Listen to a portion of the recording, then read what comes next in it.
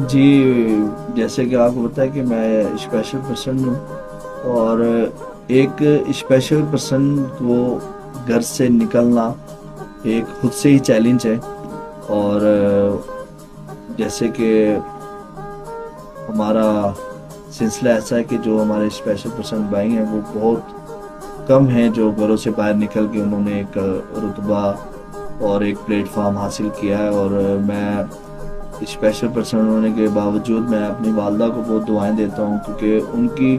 کاوش تھی، ان کی کوشش تھی، کیونکہ انہوں نے سب سے پہلے مجھے جو ہے نا یہ چیز بتائی کہ بیٹا دیکھیں، آپ چل نہیں سکتے، آپ جیسے ایک نارمل زندگی ہے، نارمل لوگ ہیں، آپ ان کی طرح، اور مزید جیسے جیسے آپ بڑھتے جائیں گے آپ کی زندگی چینج ہوتی جائے گی،